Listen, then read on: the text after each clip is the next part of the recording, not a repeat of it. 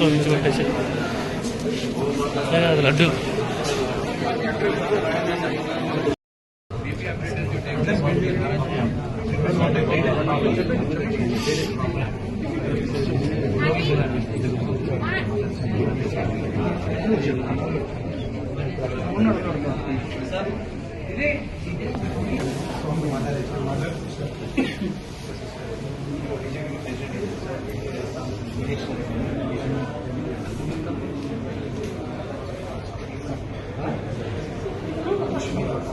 बड़े लोग आए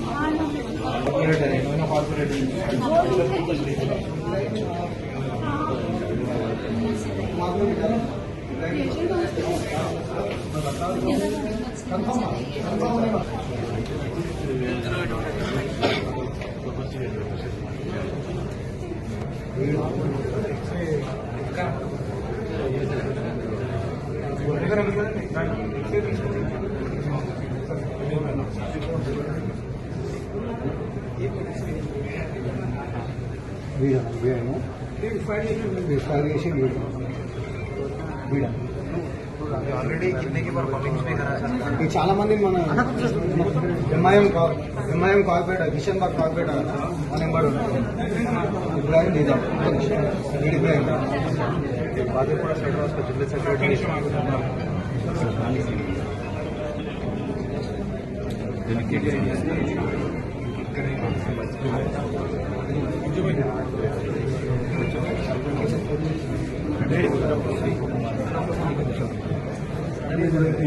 మన లంగ్స్ కానీ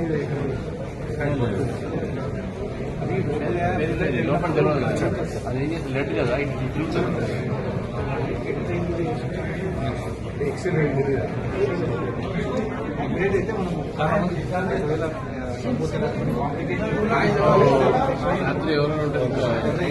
మేము ఉండము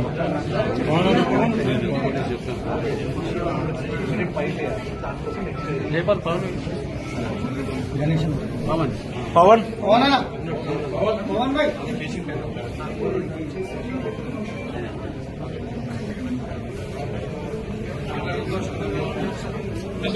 डॉक्टर साहब साइड పంపించిన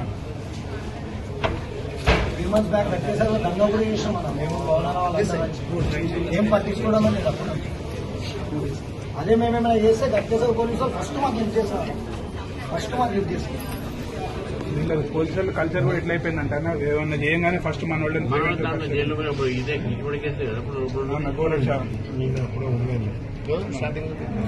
నేను అప్పుడు వాళ్ళ మీద గవర్నమెంట్ షీట్ ఓపెన్ చేసి ఇవన్నీ చేసి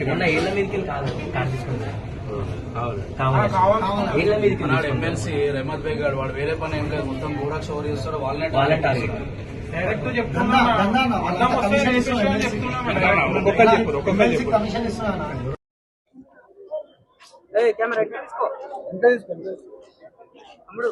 దేశంలో రాష్ట్రంలో గోమాతను పూజించేటువంటి సనాతన ధర్మాన్ని నమ్ముకున్నటువంటి లక్షలాది మంది భక్తులు ఇవాళ గోరక్షకులుగా గోవులు కాపాడుకునే ప్రయత్నం చేస్తారు, వాటిని సంరక్షించే ప్రయత్నం చేస్తారు.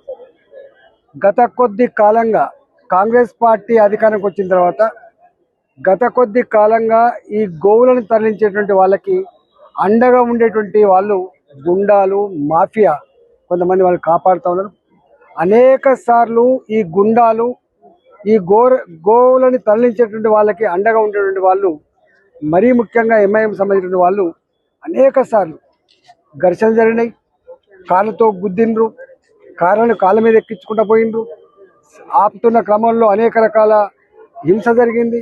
ఇవాళ దాని పరాకాష్ట ఇబ్రాహిం అనేటువంటి వ్యక్తి స్వయంగా ఓల్డ్ కారులో వచ్చి ప్రశాంత్ని పిలుచుకొచ్చి ఇలా ఫైర్ చేసి చంపే ప్రయత్నం చేసిందంటే ఇవాళ ఈ ప్రభుత్వం ఎటువైపు ఆలోచిస్తుందో మనకు అర్థం కావాలి.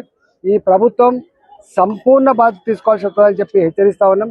ఈ సంఘటనలు కనుక పునరావృతం కాకుండా ఉండాలంటే ఎవడైతే దీంట్లో భాగస్వాములు అయినరో తక్షణమే అరెస్ట్ చేయాలి, తక్షణమే పనిష్మెంట్ చేయాలని చెప్పి మేము డిమాండ్ చేస్తా ఉన్నాం. నిన్నెట్లయితే నిజామాబాద్లో ఇలా దొంగలు స్వయంగా పోలీసులనే చంపి ఛాలెంజ్ చేసిండ్రు. ఇవాళ ఇంత భయం లేకుండా ఇవాళ రెండవ ఛాలెంజ్ ఇక్కడ చేపట్టింది. కాబట్టి ఇవాళ లక్షలాది మంది కోట్లాది మంది మనోభావాలను కాపాడాలంటే ఈ ప్రభుత్వం తక్షణమే స్పందించి వాళ్ళందరినీ కూడా అరెస్ట్ చేసి చట్ట ప్రకారంగా శిక్షించాలని, రాబోయే కాలంలో ఇట్లాంటి సంఘటన జరగకుండా ఇవాళ చర్యలు తీసుకోవాలని చెప్పి ఈ ప్రభుత్వాన్ని హెచ్చరిస్తా ఉన్నాం.